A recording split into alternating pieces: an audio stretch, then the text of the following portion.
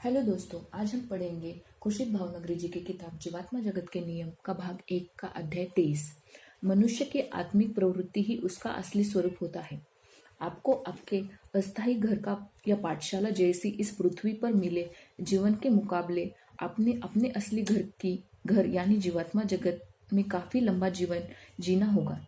कोई पाप करने से पहले कृपया आप अपने भविष्य के बारे में सोच लीजिए, क्योंकि हर किसी को एक दिन पृथ्वी से अलविदा लेना ही होता है। तब आपका अवचेतन मन या अंतरात्मा ही आपको उचित लोक में ले जाएगी और वहां से आपकी प्रगति करनी होगी। इसीलिए कभी अपने अवचेतन मन या अंतरात्मा की इच्छा के विरुद्ध कुछ न करें।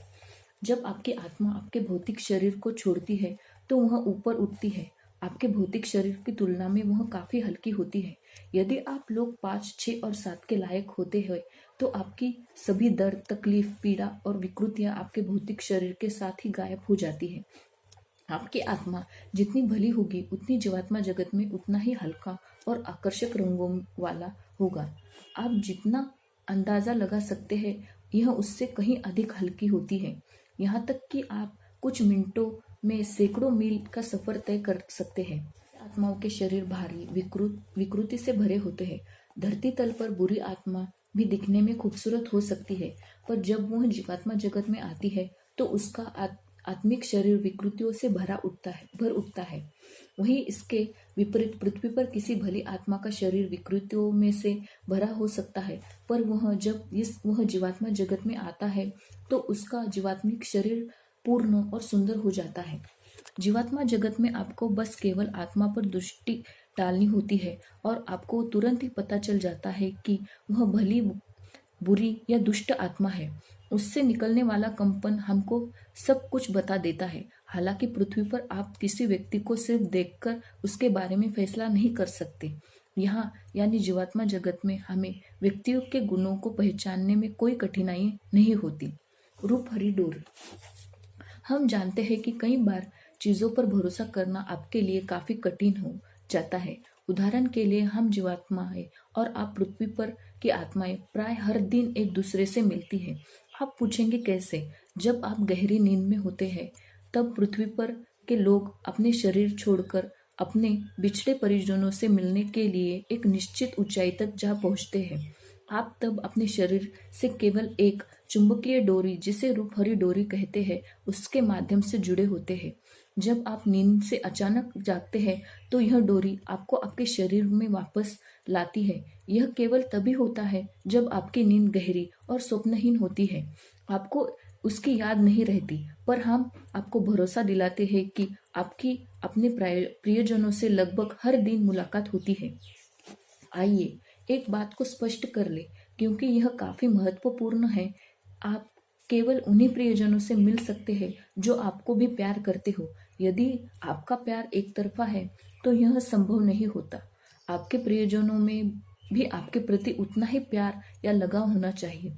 कल्पना कीजिए कि पृथ्वी पर रहने वाली एक आत्मा कहती है कि वह आपसे प्यार करती है, पर जीवात्मा जगत में आने पर उसे लगता है कि वह आपसे प्यार नहीं कर सकती, तो वह कभी आपसे मिलने के लिए नहीं आएगी, क्योंकि वह आपसे कोई संपर्क ही नहीं रखना चाहेगी।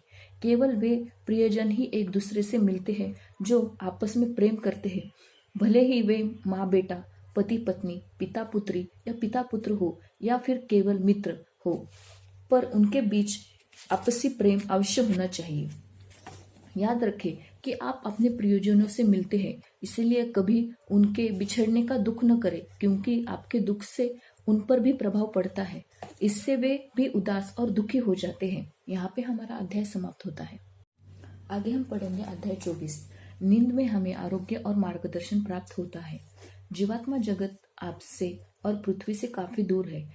यह पृथ्वी के चारों ओर घिरा है, पर उससे मीलों दूर है। निम्नतम लोक धरती से सबसे करीब है, इसके बाद दूसरा लोक और उसके बाद तीसरा और चौथा इत्यादि है। आप अपने प्रियजनों से कुछ मिनटों के लिए मिल सकते हैं अथवा कुछ घंटों के लिए। यह निर्भर करता है आपकी नींद पर, जो गहरी और बिना सपनों की होनी चाहिए। लगभग सभी का कोई ना कोई प्रियजन होता है, भले ही इस जीवन में आपको उनके बारे में पता न हो। हम एक बार फिर कहते हैं, प्रेम पारस्परिक होना चाहिए, न कि एक तरफा।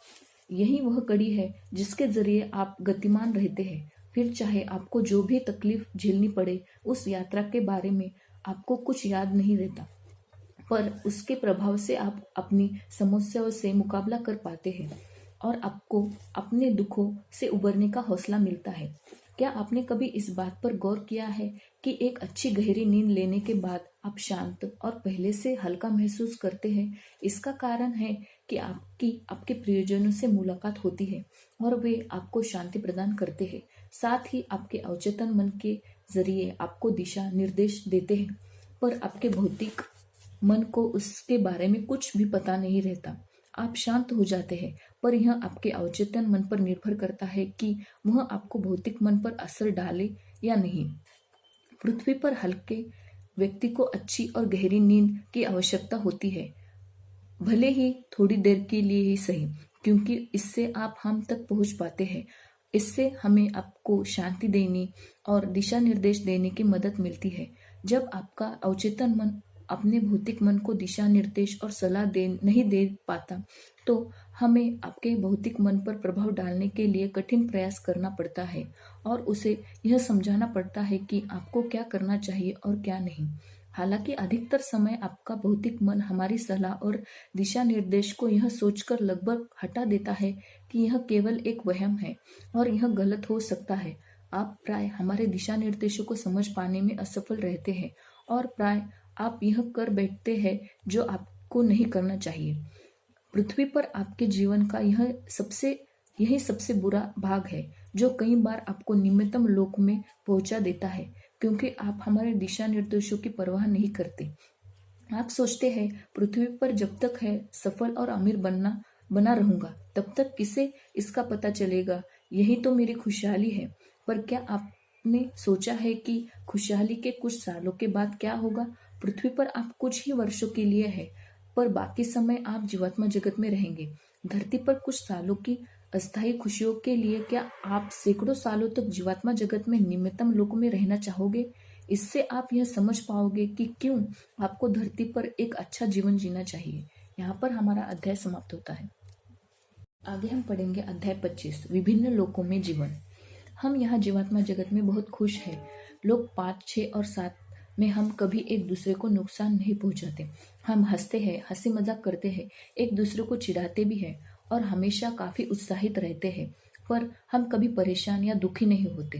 हाँ, पर धरती पर जब हमारे परिजन दुखी होते हैं तो हम दुखी हो जाते हैं। लोग 4 की आत्माएं कभी दुखी तो कभी खुश रहती है और कभी तो वे एक दूसरे के प्रति ईर्ष्यालु भी हो जाती है, पर इन सब के बावजूद वे एक दूसरे को इतना नुकसान नहीं पहुंचाती।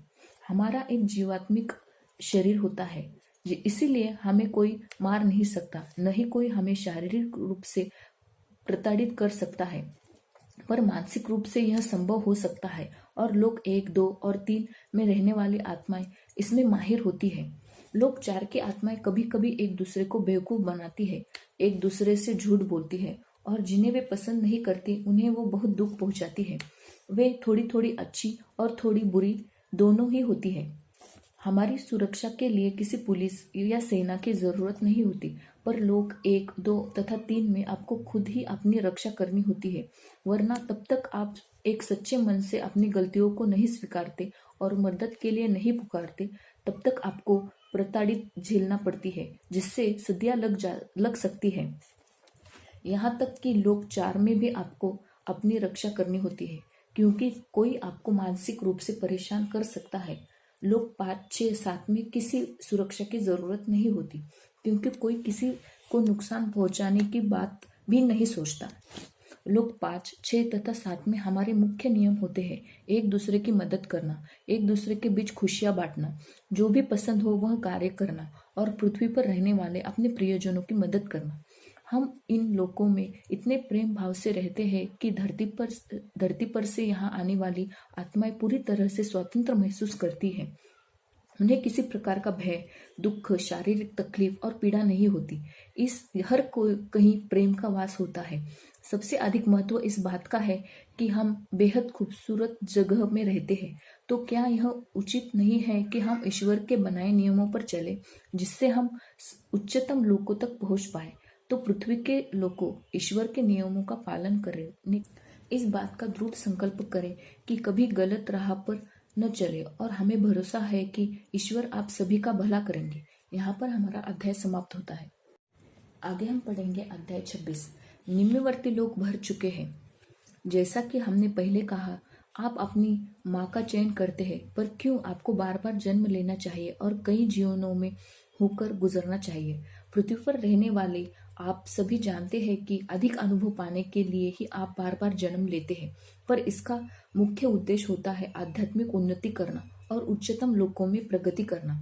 आपका पुनर्जन्म एक उच्चतम स्तर में जाने के लिए होता है, पर आप क्या करते हैं? ईश्वर की इच्छा के अनुरूप प्रगति करने की बजाय आप में से अधिकतर नीचे गिर जाते हैं। दुष्ट लोग आपकी दुनिया पर राज करते हैं। यही कारण है कि पृथ्वी की अवस्था बद से बदतर होती जा रही है। दुष्ट आत्माएं कभी नहीं चाहती कि अच्छाई उस पर हावी हो, इसीलिए वे अच्छाई को दबाने का प्रयास करती है और हर कहीं दुष्टता फैला देती है। आपकी दुनिया अभी ऐसी ही हो गई है। इसीलिए जब आप अपनी दुनिया छोड़कर जीवात्मा जगत में आते हैं तो बुरी और दुष्ट आत्मा का अवचेतन मन उन्हें निम्नतम लोक में पहुंचा देता है। निम्नतम लोक पूरी तरह से भर चुके हैं। विपरीत या उच्चतम लोक की जनसंख्या कम है। एक शताब्दी पहले इसका उल्टा हुआ करता था। आज कई भली आत्माएं गिरकर निम्नतम स्तरों में आ गई है, क्योंकि आपकी दुनिया में नकारात्मक शक्तियों और नकारात्मक प्रभाव का खूब बोलबाला है। पृथ्वी के वे लोग जो मानते हैं कि वे काफी सफल हैं, यह सोचकर खुश होते हैं कि छल कपट से वे अमीर और प्रसिद्ध बन गए हैं। वे दौलत, संभोग और रुतबा पाने के लिए किसी भी हद तक जाने से नहीं हिचकिचाते। जब वे जीवात्मा जगत में आते हैं, केवल तभी उन्हें इस बात का एहसास होता है कि वे कितने वर्ग के लोग थे और पृथ्वी पर कितने गलत तरीके से जी रहे थे। किसी ने उन्हें सलाह नहीं दी, किसी ने उनका मार्गदर्शन नहीं किया, और तब तक तो इसमें काफी देर हो चुकी होती है। कुछ अत्यंत दुष्ट आत्माएं तो निम्नतम लोक में से भी नहीं घबराती, क्योंकि उनका हृदय इन निम्न अंधेरों की तरह ही काला हो चुका होता है। पर सबसे अधिक कष्ट उन्हें झेलना पड़ता है जो दुष्टों के प्रभाव में आकर बुरे हो जाते हैं। हमें उन पर बहुत दया आती है और हम चाहते हैं कि इससे पहले कि बहुत देर हो जाए वे इस किताब को जरूर पढ़ें। यहाँ पर हमारा अध्याय समाप्त होता है। मिलते हैं हम अपने अगले अध्याय में। नमस्कार।